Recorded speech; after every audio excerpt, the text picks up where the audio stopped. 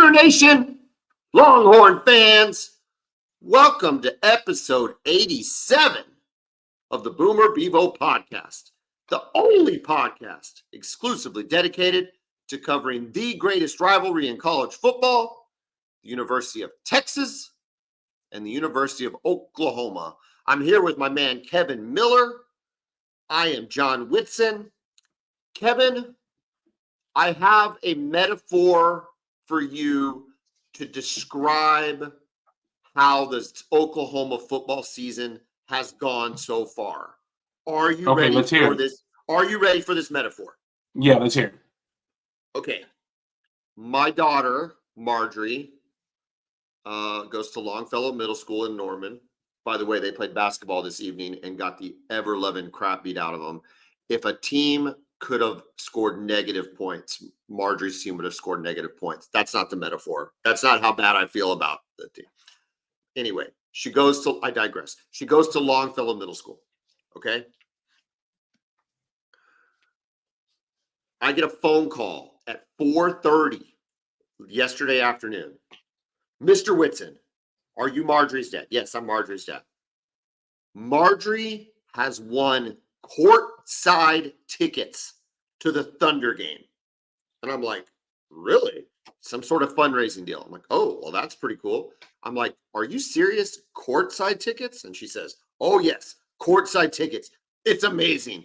And I'm like, wow, that does sound amazing. I've never sat courtside. Now, Kevin, I was at the Thunder game on Monday night. You were there too.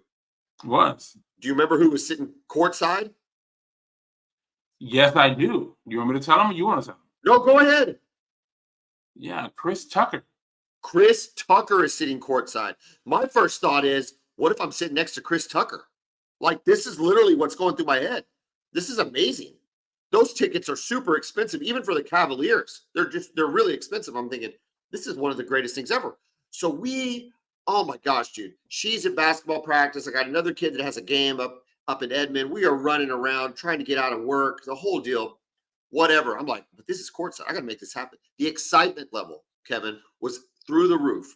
We had won the lottery. This could not be more exciting. And so I get to school. I pick her up from basketball practice. We're driving down there. We're hustling down to the Paycom. We're really excited. We get there, and I'm like, hey, you got the tickets, right? She's like, yep, I got the tickets. She gives me the tickets. I look at the tickets, and I say, these aren't courtside. These are lower bowl. Row U, Kevin. U as in umbrella. Now, and just to be clear, it starts at A and then goes up, right? That's correct. A, B, C, D, all the way on the lower bowl ends with U. So it's the last row in the lower bowl. And we get into there, and sure enough, that's where our seats were. And here's the thing, Kevin, they're perfectly good seats. They're perfectly good seats. You appreciated the tickets. I appreciated the tickets. We had a very nice time. The Thunder are a great team to go watch in person. They're so much fun. Shea went for like 43 last night, and he got robbed on some. It was fantastic. But here's the thing, Kevin. If you think it's going to be courtside and it's 39 rows up, you don't feel as good as you did when it was courtside, right? It's all a matter of expectations.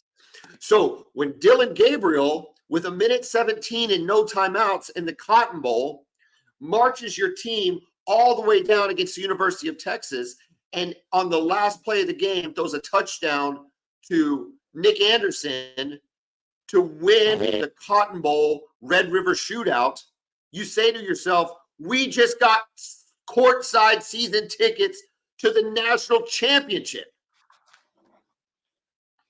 And the last 2 weeks have shown me that we are not courtside. We are instead row U, still pretty good seats, happy to be at the game, happy to be 7-2, but it's not courtside tickets. Does that make sense? It makes perfect sense. Right? I think if before the season, somebody would have said, hey, John, you guys at this point are going to have 2 losses. I'm like, okay.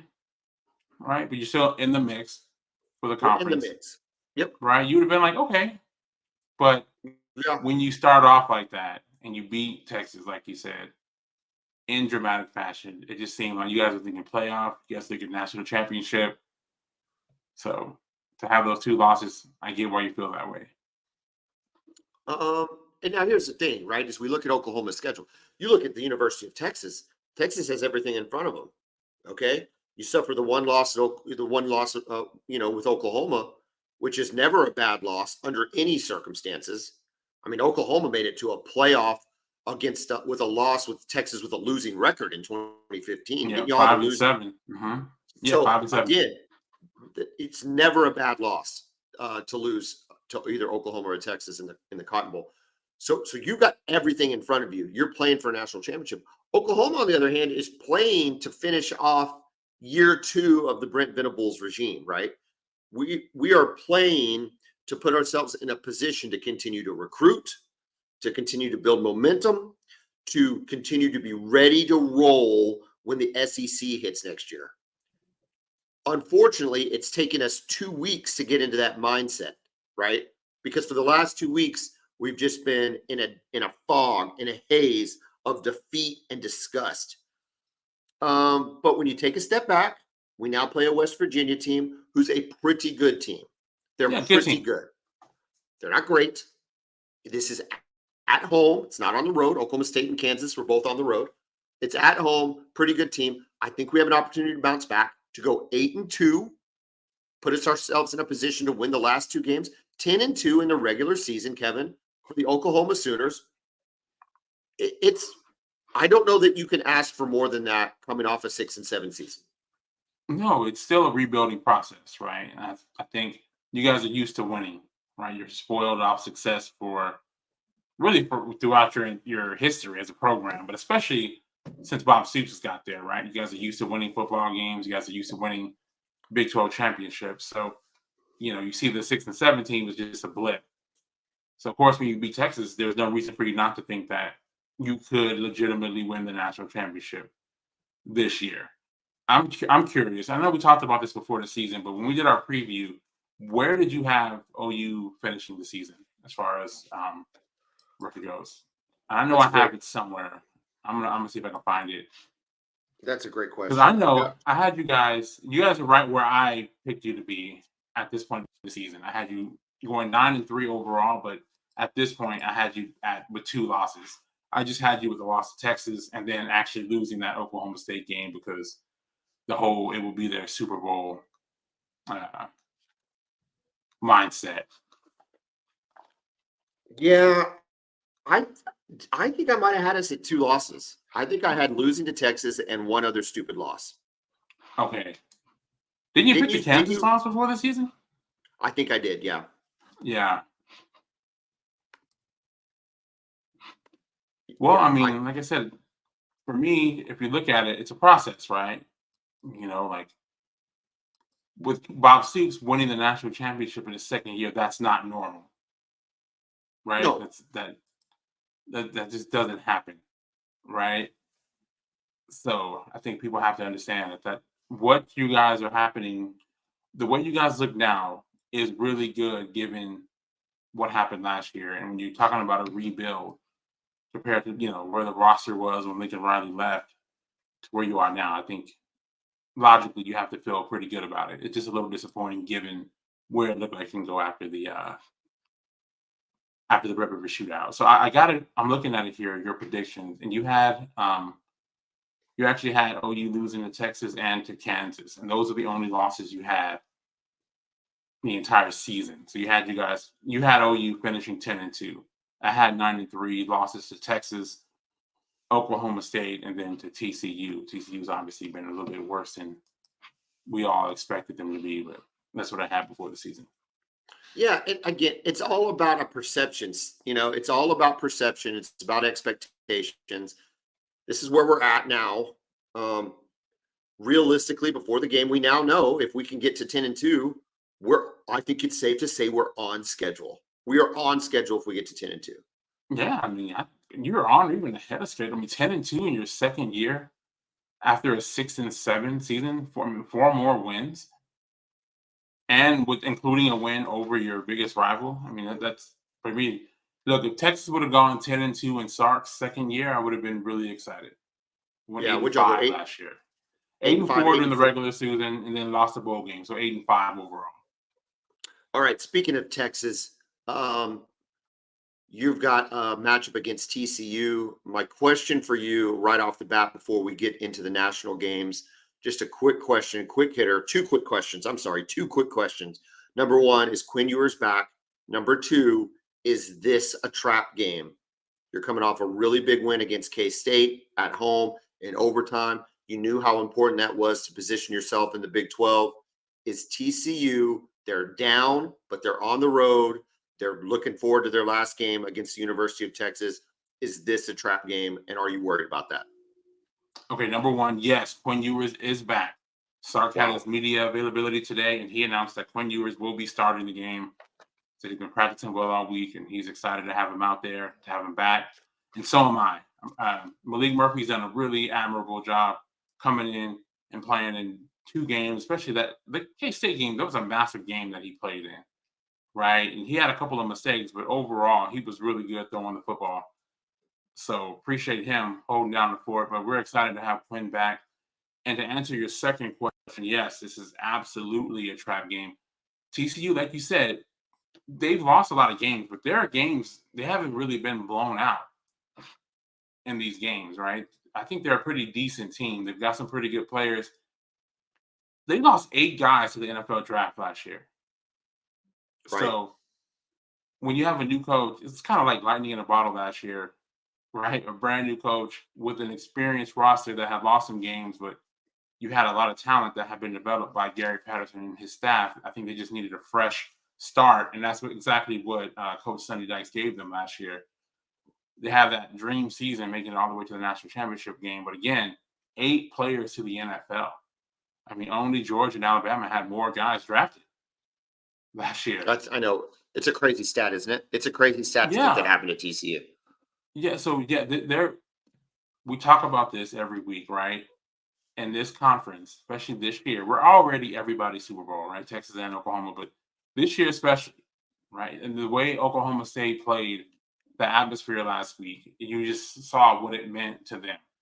And Texas and TCU is not that kind of rivalry, but it's their last shot at us. They have really owned Texas since they've been in the Big 12. So TCU came into the Big 12. So of course they're looking to have their one last shot against us. And of course it's a night game, right? As you would expect. All our road games seem to be night games. And yeah, it's going to be a great atmosphere, and it's absolutely a trap game. So we're going to have to play well in order to win.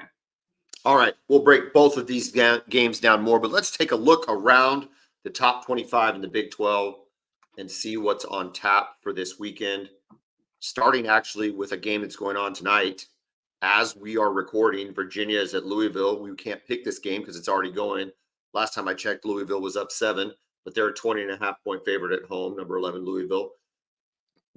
Big noon kickoff. Game of the week in the Big Ten, one of the most pivotal games in the college football playoff. Number 3, Michigan at number 10, Penn State. Penn State is a 4.5-point favorite.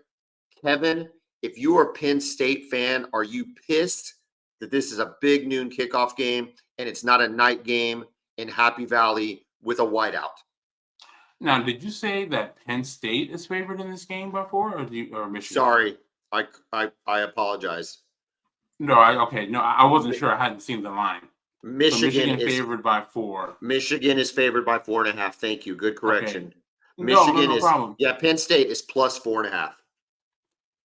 This is an intriguing game, right? Because when you look at the two teams, we've seen them both play. You would think that Michigan is significantly better.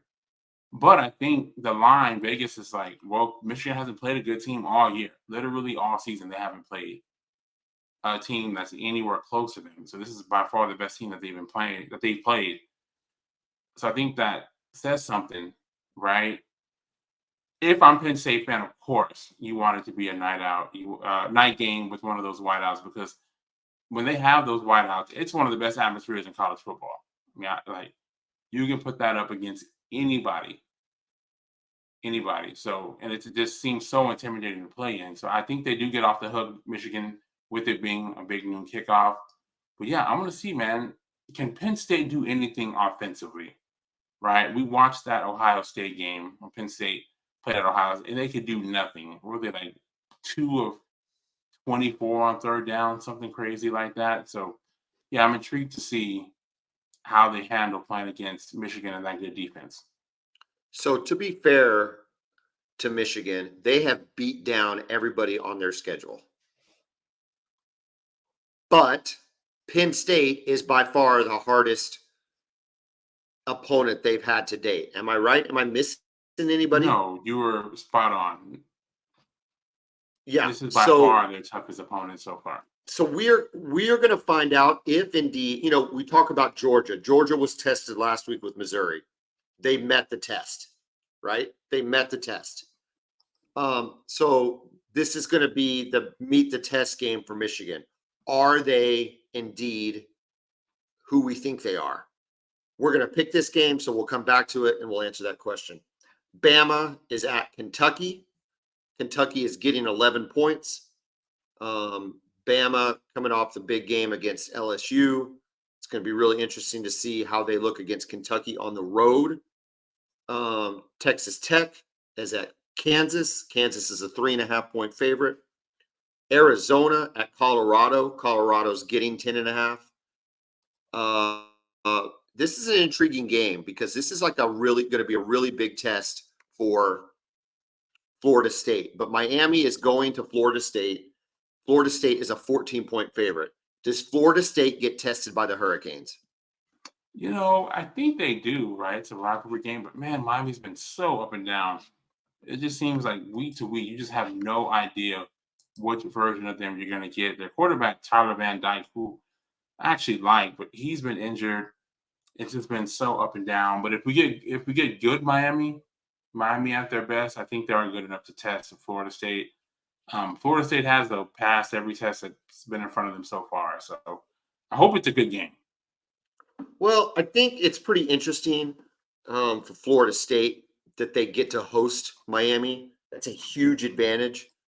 Have Doak Walker just kind of really getting after it. So I think it's really good for Florida State that they're hosting.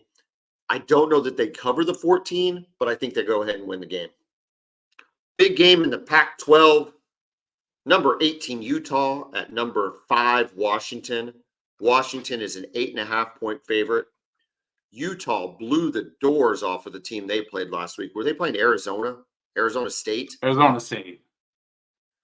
Either way, it was a get right game for Utah's offense. Now they go up against Washington. Washington coming off the win at USC. Let's face it, though. I don't think Washington. Yes, they put up 52 on USC, but everybody's putting up 50 points on USC. So I got to tell you, do you, Kevin, believe that Washington can cover this 8.5 comfortably?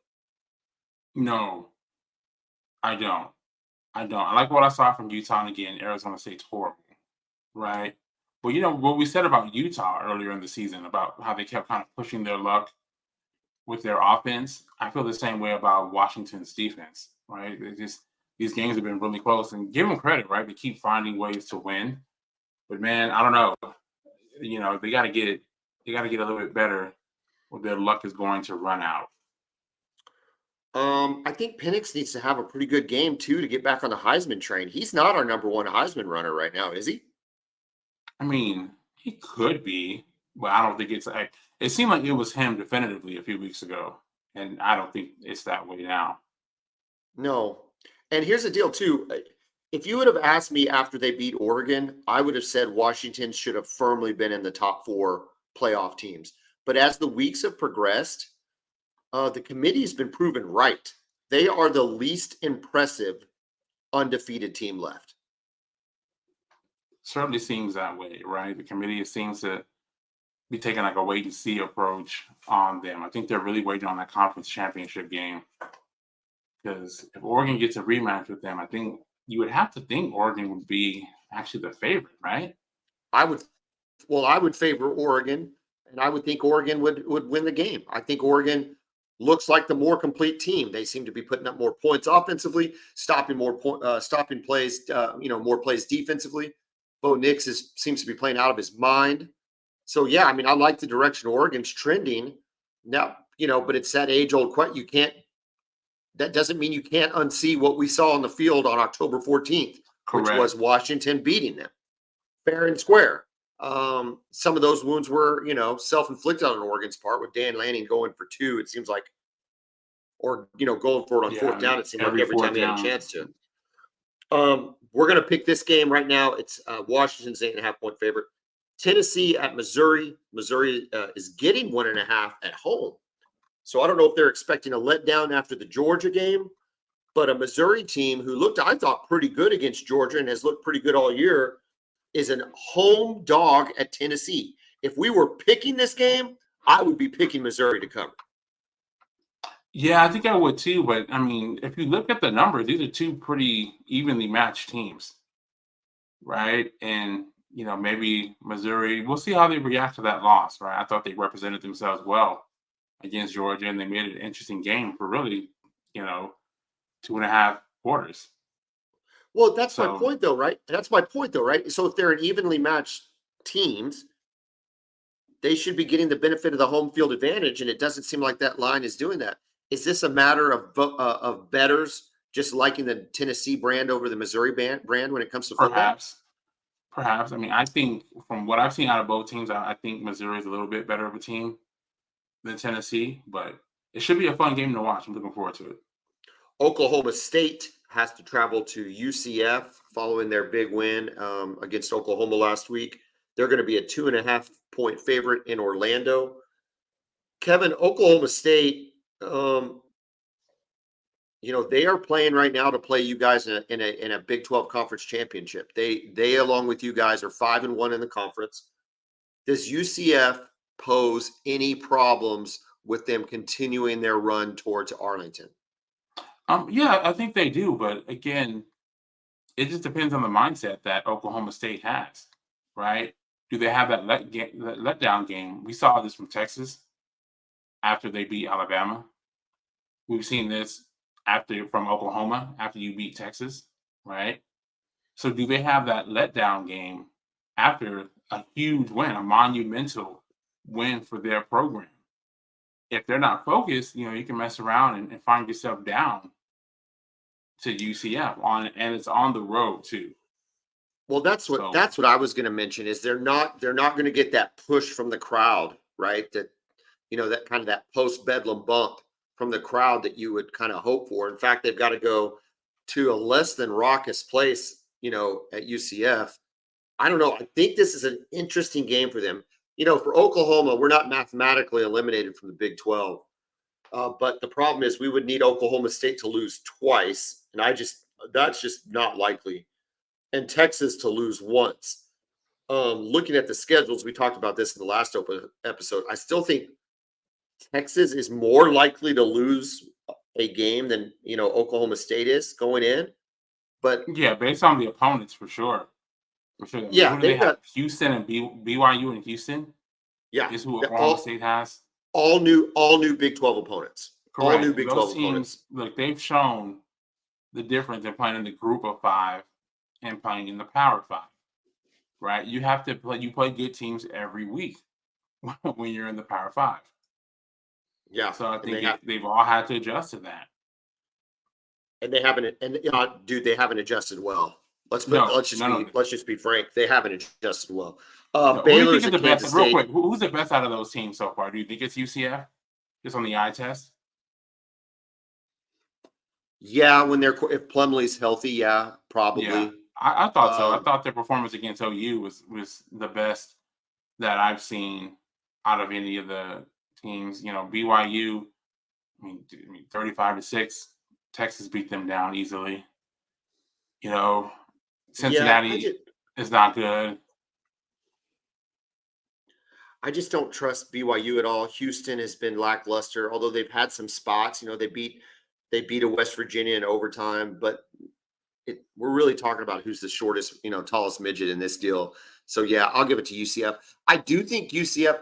Listen, let's not forget that Oklahoma State, which this is as much a knock on Oklahoma losing to them as it is a knock on Oklahoma State. This is a team that lost to South Alabama. Well, at and they home. didn't just lose to South Alabama. It was 33-6. Yeah, they got beat down by South Alabama. Beat down. So to think that they can't go on the road and lose to a pretty halfway decent to middling UCF team, I mean, they can lose this game. I mean, the line's only 2.5 points. I mean, everybody in Vegas thinks they can lose the game too. So it's just, boy, I'd love it. I would love it, but I don't know if it's going to happen. Baylor at Kansas State. Kansas State's getting 20 or giving 21.5. Stanford at number 12. Oregon State. Oregon State's a 20.5 point favorite. Ole Miss at Georgia. Georgia continues the run of scheduling luck to get to host another ranked team at home. So they got to host Kentucky at home. They've hosted Missouri at home. And now they're hosting number 9 Ole Miss at home. The number 2 Bulldogs are an 11-point favorite. We're going to pick this game. Does Lane Kiffin have any magic left in that little evil brain of his to be able to pull an upset at Georgia? You know, maybe. If this game was in Oxford, I might feel a little bit different. It's a huge ask to see them going on the road to Athens and beating this Georgia team. I think he's done a great job. I like their roster. I like their offense. Their defense is actually, I think, a little bit underrated. But, man, going into Athens and beating this Georgia team, and you think Georgia will be up for it, right, against Ole Miss? So I don't know. I would love to see it, but I don't think so. Is this the best offense Georgia has played this year? They've played South Carolina, Auburn, Kentucky, Vanderbilt, Florida, and Missouri. Is this the best offense they will have played to date? I think so. I mean, the Missouri offense is really good too, especially with those receivers. Luther Burden's one of the best in the country. And Ole Miss doesn't have anything like that. But with Missouri, they don't have Quinshon Judkins either, right? Who's been really banged up, but I think he's finally starting to get healthy. And he's a big-time player at running back. So, yeah, I think overall it's the best defense that Georgia's faced, or best offense Georgia's faced. I picked against Georgia last week. We'll have to see if I pick against them this week. Florida at number 19, LSU. Looks like Jalen Daniels will play. LSU is a 14.5 point favorite. Cincinnati at Houston. Houston's a 2.5 point favorite. Michigan State at Ohio State. Ohio State's a 31 point favorite, which is just unbelievable. Duke at North Carolina. I don't know, about a month ago, this sounded like a whole lot better game than it does now. North Carolina, number 24, is a 14.5 point favorite. Iowa State at BYU. BYU is an 8-point dog. And finally, in a late night game, the USC Trojans with new defensive coordinators, Sean Nua and Brian Odom, are going up against number 6 Oregon and Eugene. Eugene is a 15.5 point favorite. We are not picking this game, but I would take Oregon and the points all day long. Oregon will roll USC. USC doesn't have a chance to stop them. I don't care if they brought in Bill Belichick or Buddy Ryan or whoever to run their defense. They don't have the players. They don't have the talent, and they are going up against what could be the hottest team in college football right now in the Oregon Ducks. I agree. The USC defense, I mean, who knows? Maybe they'll simplify something. I don't know what they'll do. But, man, Oregon is playing really good right now. I would not want to play Oregon at any point this season. I love that when defensive coordinators say they're going to simplify the defense. I love that. It's like a classic line that it's in the playbook of interim defensive coordinators. We are going to simplify what we're doing. We're going to get back to basics. We're going to let these guys think less and play more and be able to read and react and not have to put so much stuff in their head and yada, yada, yada, yada, yada. Kevin, if this was truly a successful strategy, why isn't every defensive coordinator doing that now? Why aren't all the defenses simple, easy to understand, read and react, play freely, yada, yada, yada? It seems like this is a go-to just verbatim speech that every interim defensive coordinator and incoming defensive coordinator has ever given. Is it really a problem that college defenses are simply too hard for the student athletes to understand. And it's not the coach's problem, it's the player's problem for not being smart enough to run it. I think it depends on each team and those current group of players, right? Okay, I let's be always feel like your specific. talent. Go ahead. Let's be specific. USC, was the scheme too hard? Was Alex Grinch's scheme an I don't effective know, because scheme, but it was too hard? I mean, his scheme just seems like it's just based on loops and twists and stunts by the defensive lineman and pressure. So I don't know. I've never heard anything about his scheme being complex, like Nick Saban's defense is, or Kirby Smart's um, defense is, where you make one false, even Venables, right? Like we saw last year, the Yeah. defense wasn't good because the players just didn't understand it because it was just more complex than what they had been running before. I don't think that's the issue with USC. I think it just wasn't working for that group of players that they have, and I don't know, man. It was a disaster, whatever it was. Oklahoma fan likes Brian Odom. Brian Odom's got Oklahoma ties even before he coached for us. Even before he coached for Oklahoma, he's got Oklahoma ties. Maybe he was a grad assistant in Oklahoma. I'm not sure. I don't think he went to Oklahoma, but if he did, Is Sooner he a Fate Missouri Nation. guy? Yeah, I think he's a Missouri guy, but I think he might like been a grad student or something. I know he's friends with Yeah. Teddy Lehman, and that there's some relationships there. Is my point. So Oklahoma fan likes Brian Odom, and to give Brian Odom credit, before he left to go to USC, he stayed under Stoops and coached the bowl game, which everybody thought was a stand-up move. So everybody likes Brian Odom. So I'm not wishing any ill on Brian Odom. I'm really not. That's not what I'm saying He here. just got a tough But job. It's a tough job for him. he's got a really tough job. And in addition, I think that you're about to find out what Oklahoma fan has long suspected, that it's not the defensive coordinator. Okay. That it's the system which Lincoln Riley employs. Okay. And the Yeah. way he manages his program. It's just not successful. It's not Yeah. sustainable. Now, I don't think we'll have a true answer on that this year. I don't think the season's already over. It's pretty much a wash. There's nothing that they can do that can make me feel any worse about their defense than I already do. But we'll see, right? Because I think he has an opportunity here. He can't screw this up. He's got to bring in the right guy. You remember in 2008 when Texas hired Will Muschamp to be their defensive coordinator? Yes. It completely revitalized the program. I mean, it And changed the entire culture of the football team. yes. So I think he has an opportunity if he can bring in the right guy.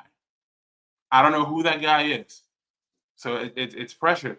And I feel like this with coaches, you only get one chance to make wholesale changes on your staff, right? You only get that one chance to say, oh, I got to get a new offensive coordinator or I got to change it. You get one shot with that. And then after that, you're the problem. So he's got to get this thing right. Did you see the rumor who they want to bring in? I did hear about that. Pete Kwiatkowski, right? Texas defensive coordinator. Is that what you're talking about? Yes, that's exactly what I'm talking about. Now, does Kwiatkowski surely he's getting paid at Texas? How much would they have to how much would they have to unload to get him to move from Austin to Southern California? Well, I mean, he is a West Coast guy, right? Most of his career has been at Boise State, Washington, so he's been out west most of his career. But I don't know, man. I honestly, I'd be a little bit surprised if he left to be USC's defensive coordinator. I think he likes what he has going here, what he's building here. Defense is playing well. I think they're averaging allowing 17 points a game this year. So I'd be surprised. Well, you're about to go into the SEC, right, and be with the big boys and be on a whole different level of what's the right word? Acclaim, right? The acclaim that could come from being a Texas defensive coordinator in the SEC is even more than what you already get as a Texas defensive coordinator. So to take a lateral move at this point with an ascending team just doesn't make a lot of sense to me. I think that's a little pie in the sky for SC. And you don't know, maybe that's just a rumor situation. But hey, who else would you want to target? Do you have any other ideas? Yeah, I don't. No, I have absolutely no idea. I'm sure there's some young hotshot. Who was it? Remember the guy from Wisconsin, Jim Leonard? I think he might be available. He was not retained by Luke Fickell's staff. at Wisconsin. I know he does a Okay. good job with his defenses. I think he's an analyst at Illinois this season, so he could be a guy he might be interested in bringing in. But yeah, he's gotta nail this one. Because if he does, everything you're saying is gonna be proven to be true. He has an opportunity to completely change this narrative because everybody is thinking that now. You guys were on it early, and a lot of us thought you guys were haters because in a lot of ways you are haters. We are But haters. you Yeah. may have been onto something. I think we're onto something. I think the problem is, to use old Barry Switzer, it's the Jimmies and Joes. His recruiting hasn't been good. Lincoln Riley's not had good recruiting at SC. Not to the level that everybody expected. Number one. For sure. Number two, especially in the trenches, no transfer portal wins in the trenches. Defensive line, offensive line, whatever the case may be. Except Bear Alexander was a pretty good pickup for them. But other than that, no. And then number three, their strength and conditioning program is terrible. Oklahoma saw that first and foremost. That was the strength and conditioning program was absolutely god awful horrible, and it continues to be god awful horrible at USC. Kevin, you're looking at it. USC is more talented than they should be, as talented or more talented than every team they play. They don't look that way on the field. They don't. No. All right. No. Enough about USC. All right. Ole Miss plays Georgia. Georgia is giving 11. Georgia is favored by 11. I picked against Georgia last week. I'm picking against Georgia this week. I'm going with Ole Miss to cover the 11. I'm not sure they pull out the win, but I think they cover. I would love to see that. I would love to see a win for Ole Miss, just because it would just cause more chaos in this whole college football playoff. But I'm not picking against Georgia, man. I think a focused Georgia is dangerous, even for a good Ole Miss team. Yeah, I think they're going to. Yeah, I know. Part of me, that's part of my heart, but that's okay. Utah, Washington. Washington, an 8.5-point favorite at home. The last time I picked Utah to cover, they played UCLA. No, not UCLA. They played Oregon, and Oregon beat the living tar out of them. Washington is not Oregon. Utah covers the 8.5. Washington wins, but Utah covers. That's my second dog on the road. That can't be a good. That's probably not good. Probably not good. And I'm inclined to agree with you, but I think Washington is going to bounce back. And I think Penix is going to have a good game, and I think Washington covers. Michigan, Penn State. Michigan, 4.5-point favorite on the road at Penn State. I think Michigan has stolen all the signs this year, and they don't stop now. Michigan rolls at Penn State and covers the 4.5. I agree. I'm with you. And that does it for the national outlook. Before we transition to cover our games, let us thank our sponsor, Brown O'Haver. Brown O'Haver is a public insurance adjusting firm. They work for the insured, not the insurance company. So if you've had a loss to your home or your business, either from fire, wind, theft, tornado, anything that requires you to file an insurance claim, please give Brown O'Haver a call, 405-735-5510. They work for you, not the insurance company, to be your adjuster in the adjustment of claims to make sure you get more money from your claim and you get that more money more quickly. Give Brown O'Haver a call with any of your insurance claim questions, 405-735-5510. Kevin, let's start with the Oklahoma Sooners hosting West Virginia. West Virginia is 6-3, 4-2 in Big 12 play. Two of their losses aren't bad. Penn State and Oklahoma State. And then they had Houston on that really weird Hail Mary play at the end of the game where they had come back and win it. I think they're a pretty solid team. Offensively, they're third in the Big 12 in rushing, 14th in passing, a terrible passing team. 9th in overall offense. Defense, 4th in total defense, 4th in passing defense, 6th in rushing defense. Pretty good rushing defense. They're led by Garrett Green at quarterback. Not great numbers passing as indicated by 14th overall with only 10 touchdowns against 2 interceptions, a QBR of 74, 53% completion percentage. But what he doesn't do with his arm, he makes up for with his legs. 76 rushes, 427 yards, 5.6 yards per carry, 8 touchdowns for the quarterback. Their running back, C.J. Donaldson Jr., 147 carries, 676 yards, and 9 touchdowns on the year. Kevin, this is a run-first West Virginia team. They play good defense, and they run the ball. Not a great matchup for Oklahoma. Although OU's been okay against the run, if they want to take the ball out of Oklahoma's hands, control the clock, and play good defense and run the ball, it's a pretty good recipe for success against Oklahoma. Yeah, first of all, give them credit, right? Because Neil Brown was on his seat was getting pretty damn hot before the season started, right? There was talk that they might have fired him last year. If he hadn't beat Oklahoma, let that sink in. Yeah. If he hadn't beat Oklahoma, they probably would have fired him. But he beat Oklahoma in my mind's gone blank. Where does West Virginia play? Morgantown. In Morgantown, yes, they beat. Oh my gosh. Okay, yeah, go ahead. Yeah, I remember that was a pretty frustrating game for you guys. And Garrett Green was their quarterback last year, if I remember correctly, for that game. But I mean, if you look at the numbers, right? And I know numbers aren't everything, but I mean, 53% completion percentage for their quarterback. Their top running back, C.J. Donaldson, yes, he has 676 yards rushing, but 4.6 yards a carry, right?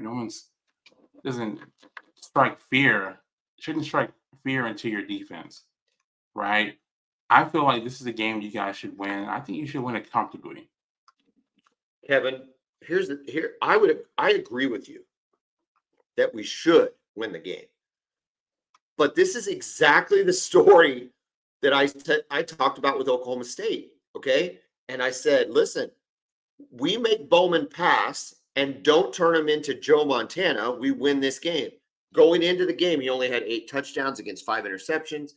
Bowman had a 59.0 QBR through 8 games.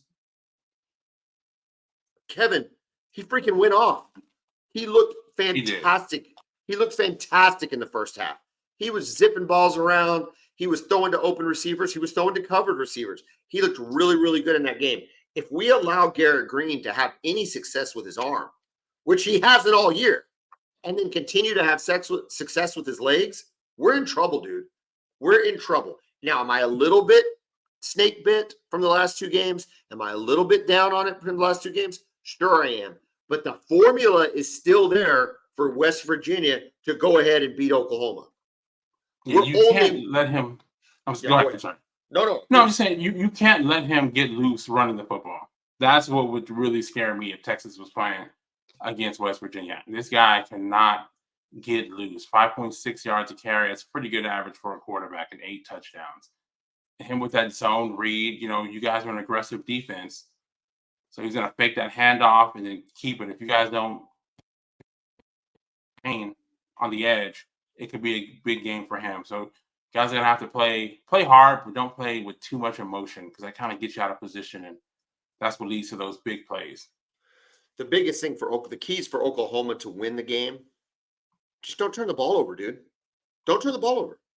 If we don't give them 2 or 3 additional possessions and additional opportunities to win the game and take away 2 or 3 opportunities from our offense, we're going to win this game. It's at home. We're the better team with the better quarterback, with the crowd behind us. If we don't turn the ball over, we're going to win. Unfortunately, that hasn't been the case the last 2 weeks. Now, the last 2 weeks were on the road. This is at home. We'll see if that makes a difference. Number 2, the running game.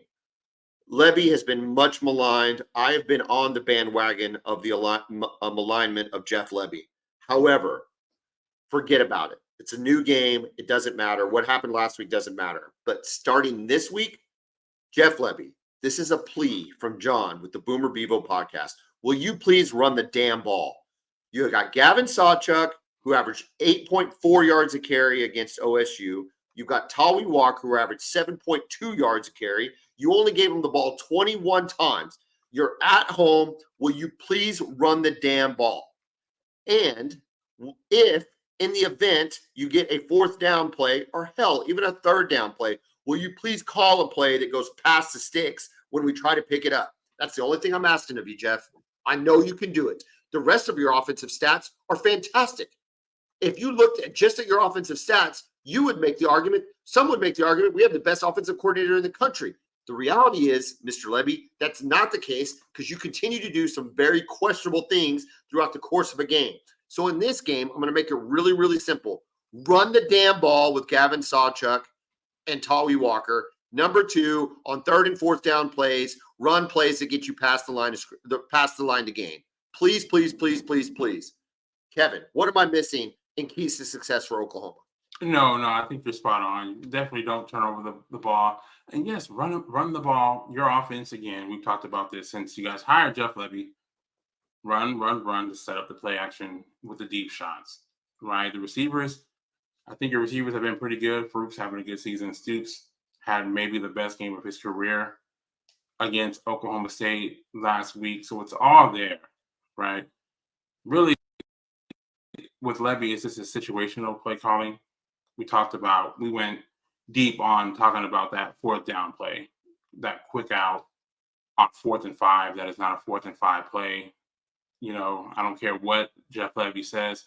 You cannot call that play on 4th and 5. It's 4th and 1. It's a great play call. It would work and get the first down. It was never going to work on 4th and 5. So just situational stuff like that. And yes, please lean on your running backs. You've got the talent there. The offensive line is good. You got good tackles. Do that and just win the time of possession.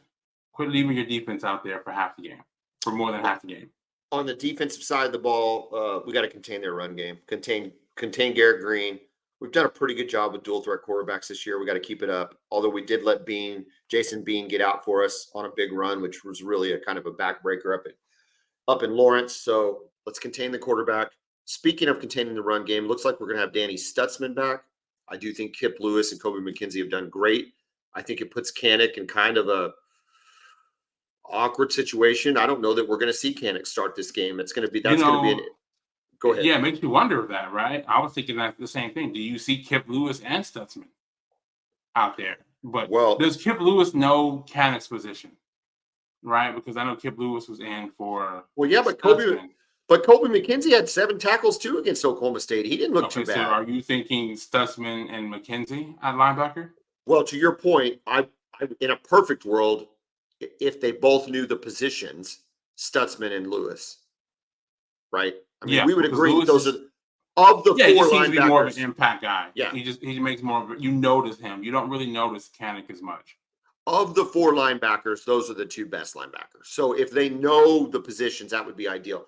The thing is, it's just going to be really interesting. Real quick, and then we'll get to the University of Texas. We'll pick this game to get to the University of Texas. Okay, look. I'm a homer. I'm a huge homer. And I'm a Danny Stutzman homer. But is there a world that exists where he doesn't make the Buckus finalist award list or even the semifinalist award list? What happened there? These guys who vote on a lot of these awards, I don't think they really watch the games. And I think these things end up being lifetime achievement awards for guys who they just have known for years.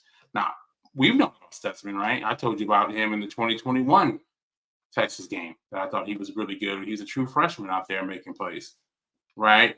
But yeah, we've seen this before. Like the Thorpe Award, for example, right? Goes to the nation's best DB. I remember back in, I think it was like 2008, right? And I thought Eric Berry was by far the best DB in the country that year, and they gave it to Malcolm Jenkins, who had a great career. Yeah. He was a senior that year. The next year, in 2009, and again, I'm biased, but I thought that Earl Thomas was easily the best DB in the country that year. And then that year, they gave it to Eric Berry, right? Yeah. So it's like, was he the kid out of Tennessee? Yeah. God, he was good, superstar. Say, he was so good. But I mean, he was better in 08 than he was in 09. Yeah. Yeah. Right. Because that's when they got Lane Kiffin there. And the defense is a little bit different. So he didn't make as many plays as he did in 08. So, this guy's voting on it. I don't know if they watched the game. But yeah, I was very surprised not to see him on that semifinal. Well, listen, I'm sure you're right about watching the games. But, dude, we're talking like big noon games. We're talking about games against Texas. Like, I have a hard time. And we're not saying he's got to win it, although I think he has every case to win it statistically. I just don't even know how he doesn't. Or is this was this the finalist list or the semifinalist list? I think it's a semifinal list. That's what I'm saying. It's just, can they add him back to the finalist list? Like, I don't think so. I think if you're not in the semifinals, you can't be in the. Well, that is. How can he be up for the Lombardi Award, the Defensive Player of the Year award, and not be up for his own position award? It just doesn't make sense. Yeah, it's really interesting. But yeah, I don't know who are the ones that are doing this. I know Edrin Cooper, the linebacker from A&M, who's also having an outstanding season. He wasn't even on the semifinal list either. So, well, very whatever. I think Oklahoma is a 12.5-point favorite. The over/under is 58. I got to tell you, I went with Oklahoma State covering last week. I'm sticking with it. I'm going with West Virginia covering the 12.5. Oklahoma should win the game. Oklahoma will win the game, but they're not winning it by 12.5. I could see it being a 34-24 game. Okay, that's interesting. Again, you guys are easily the better team than West Virginia. Again, like I said, they've had a good season, but they shouldn't really even be competing with you guys on the field. I'm curious to see what the mindset of your team is going to be like. Are you still going to be focused and knowing that there's still something out there to play for? You guys aren't, like you said earlier, you guys aren't out of it in the Big 12, right? So you got to keep playing here. If you guys play and care, then I think you win and you cover, right? If you don't, again, I think you still win the game, but you don't cover. I don't know. I think you guys bounce back. I think you guys cover this one. Okay. I'll tell you this. If the team plays like Drake Stoops talks, did you see his answer to a question about is there anything left to play for? No. Oh, you did? Oh, yeah. Well, you need to jump on Twitter because listen, dude, he sounded like, I don't know. It was a throwback answer. He's like, yes, I've got that stuff. He goes, I play football. I'm a football player. Every game I go out there, I have something to play for. This is a game I love. I'm not quitting now. There's no quitting me and there's no quitting my team. I mean, it was a fantastic answer. The kid's pretty special. We talked about it. Can he be an NFL player? I don't know if he can or not, but I don't know why not, because he seems to do all the right things and he's tougher than, man, he's tough, dude. So I don't know. See. He'll probably end up in the Patriots camp. Well, the only problem there is he's got Mac Jones throwing the ball to him. Yeah, terrible. Seriously. Yeah. Man, I'll tell you what. Listen, is there a chance? Is there a realm of possibility where Belichick isn't as good as we thought he was? I don't know, man. He's pretty good, but I mean, maybe. I think it didn't help his argument when Brady left and instantly won the Super Bowl with the Buccaneers the very next season. Right? Because Right. you always wonder, okay, is it more the coach or is it more the quarterback? Quarterback leaves and literally wins the Super Bowl with another team the next season. So I don't know, man. Everything seems to, man, he's old too, right? Maybe he just passed it. Maybe the game just passed him by. They haven't drafted well, right? They've never been a big free agent guy. He's the GM though. Exactly. That's what's been bad for them is they haven't missed. Now, the Christian Gonzalez kids they drafted this year, the DB out of Oregon, was having a fantastic season before he got injured. He hurt his shoulder. He's out for the year. But overall, though, they've missed on a lot of draft picks. Just doesn't look good. I mean, would you be surprised if he goes somewhere else to coach? Yes. I don't know why you would be surprised. Yeah. Why would you? The record's there. He's close to breaking Don Shula's record for all-time wins. Yes. Yeah. So that's why he still wants to coach. I just wonder if it's just time for everybody to move on, right? I don't know. Nothing lasts forever. It's not a good product. So for Drake Stoops' sake, I hope he goes somewhere else. Dude, listen, go to Tampa and play for Baker. Like that would be fantastic. Yeah, Baker who utilizes that slot receiver position. I think the Buccaneers do. Baker throwing to Drake Stoops, that would be every Oklahoma Sooner fan's dream. Oh, you guys wouldn't be able to handle it, man. Oh, God. Are you kidding me? I would fanboy out. I might actually buy a jersey. Questions for Texas. We talked about this. Is this a trap game? Quinn Ewers is back. You saying yes. Jonathan Brooks, does he bounce back from the fumble that put that game into severe jeopardy on Saturday? Oh yeah, man. I got 100% faith and belief in Jonathan Brooks. Man, he's been one of the best running backs in the country all season long. He's fighting for extra yards there, trying to get the first down. I don't know if he's fumbled at all besides that this season. It's just a horrible moment for it, right? But no, I mean, he's over 1,000 yards already. This guy breaks tackles. I mean, he truly has been one of the best running backs in the country. It was such a huge question mark. I think everybody had questions for Texas at the running back position because you lose a generational talent in Bijan Robinson. Then you lose Roschon Johnson, who's the emotional leader of the entire football team. It's like, okay, how do you replace that? And I mean, he's been just as good as Bijan has. It's crazy to say that because he's not that kind of freakish talent that Bijan is, but he's been really good, man. And I'm excited for him and to see where he goes in the future. And this is a game where I think we're really going to lean on him in that running game against TCU because I think TCU is vulnerable there. Where will Brooks rank in Texas running backs when he's done with his career? Like, how do you rank him right now? Give me your top 3 Texas running backs.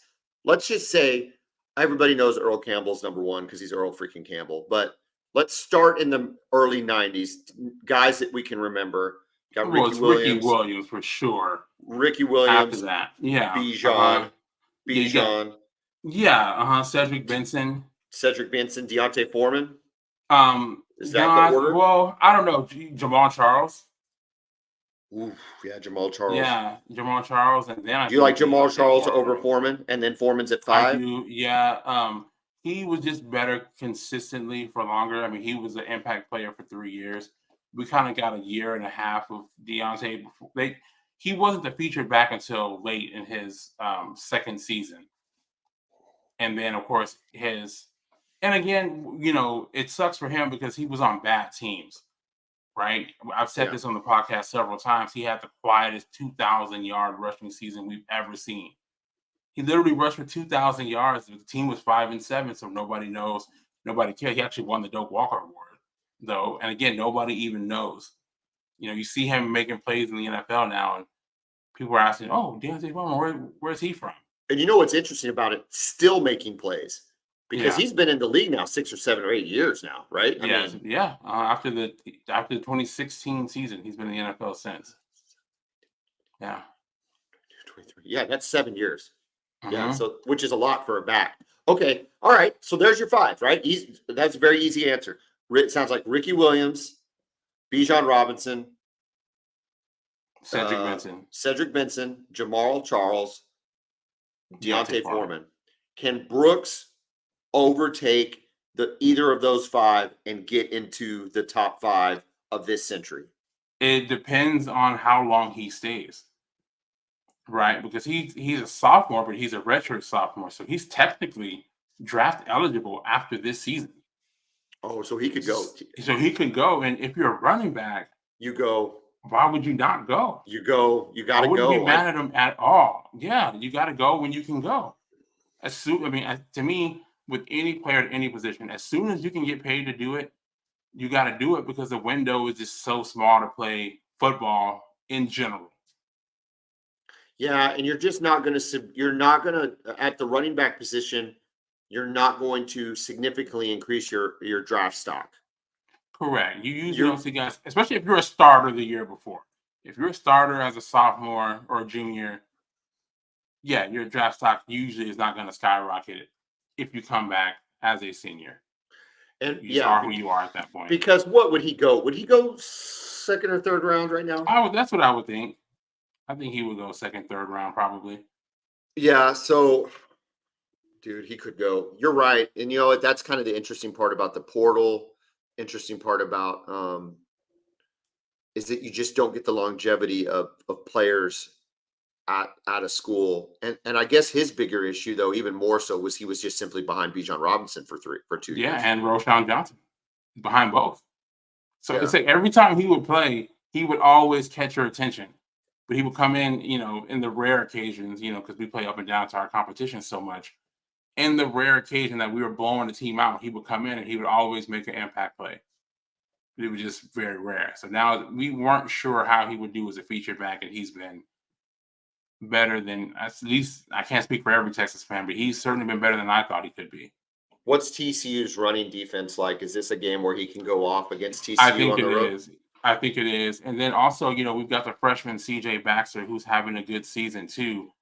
He's been banged up for the majority of the season, but he's back and healthy. He has that big run on the fourth down where we kind of all packed in like we're going to do a quarterback sneak, did a little option pitch to him. He broke one tackle and was pretty much shot out of a cannon and took it to the house. So we also have him.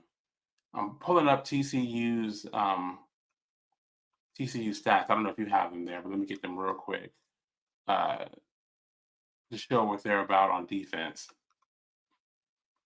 I just think this is an opportunity for Texas to go on the road. I mean, dude, look, you could make the argument you could have beat TCU last year, right? Oh, So absolutely. Yeah, we've had a great defensive performance against them last year, but we didn't score a touchdown. Yeah, so I don't know. I think you could make the argument that this is an opportunity for Texas to go on the road. I do worry about getting up after that K-State game. But dude, you've got to, right? I mean, this is it. Texas hasn't been in this position in years to say that they are in a position to control their own destiny, not just for the Big 12 championship, but for the college football playoff. They went out there in the playoff. There's no two ways about it. They went out there in the playoff. They control their own destiny. They have to get up for this, right? Is Sark the guy to get them up for this game? Yeah, they have to be. Every game is considered a championship game at this point, right? And you have a talent advantage over everybody you play for the rest of the season. So the biggest opponent is yourself, and just go make it happen, man. Right? It's TCU, they're going to be up for it. So we got to be up for it, right? Coach Sark, one thing he says is we're getting everybody's best shot. We got to make sure that they get ours too. And I thought that K-State game was so interesting, man, because I thought we were by far the better team. We just had that crazy span where they get a touchdown. We come out, we throw the interception, they score a touchdown. We come back, we fumble, and they score a touchdown. They scored 20 points in 4 plays. Yeah. In literal 4 plays. Yeah. So it was just kind of a bizarre sequence there. Besides that, I mean, killing Kansas State. We were running all over them. We're throwing on them. They couldn't run the ball at all. Yeah. Your defensive line was lights out. Lights out. They have a great running game, and they have 38 yards rushing for the whole game. So yeah, listen, if they play like they did against K-State, besides the turnovers, I think it's a game that they win, and they should win comfortably. Their offense does have the ability to make some big plays. Their running back, the Bailey kid, Amani Bailey, he transferred from, I think, Louisiana. He's been good for them. We talk about Jonathan Brooks. Stats-wise, it's not much different between them. He has 908 yards rushing for them so far this year. Chandler Morris is actually their second leading rusher, but apparently he's not going to be playing. At least the coach is saying that he's not going to be playing. I don't know. I wouldn't be surprised to see him out there. He's actually been a pretty good player for them. He's been their best quarterback. We can't compare him to Duggan, who they had for years, right? But what is he? 1,513 yards, of 12 touchdowns, and 5 interceptions. He's only played in 6 games because of his injuries. I think he's definitely better than Hoover, the other kid that they've been playing in his absence. So I don't know, man. I think it's going to be a test for us because they still have the ability to make big plays on offense. And, there are some weaknesses that Texas has, especially against the pass. If they can exploit that, Texas could be in a little bit of trouble. But this is a game where I really want to see us control the ball, running it, and then take our shots off of play action. And Malik Murphy did a really good job of that. He throws a good deep ball, better deep ball than Quinn. But Quinn does all the underneath stuff and sideline throws good. So I'm excited to have him back. I mean, here's the deal, right? TCU's 4-4. They're not very good. This is just a situation where if Texas wants to be who they want to be, they have to go out and just they need to You go got out to go and win cover the it. game. They got to go cover the game, right? The game, what did we say that the spread was in this case? It's real similar to the Oklahoma game. It's 11.5 points. Yeah, I mean, honestly, I think it may have gone up. I don't know. When did you check that today?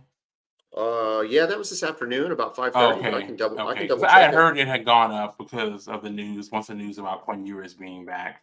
Well, let's check and see if that's changed. What time's that game? It's 6:30.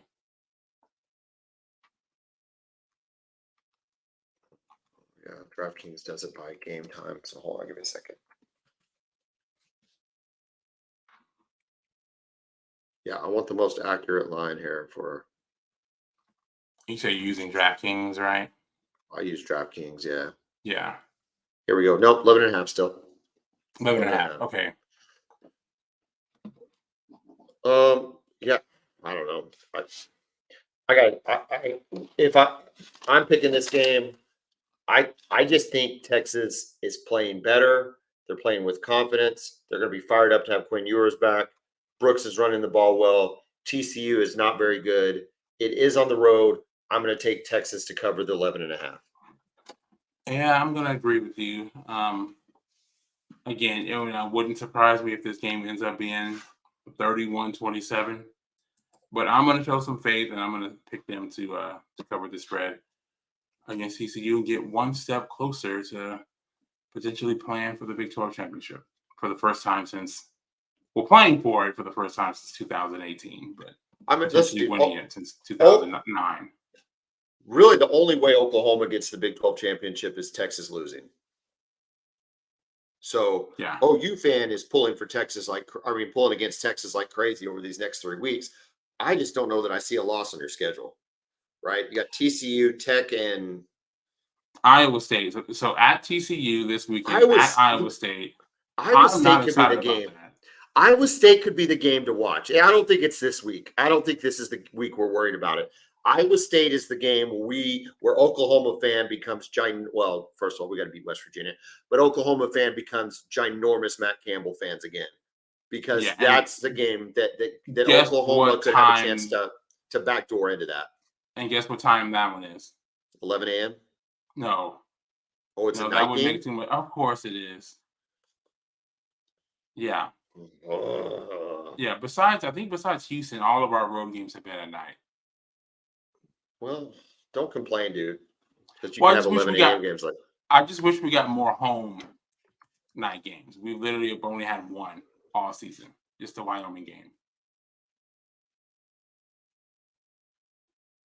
The problem.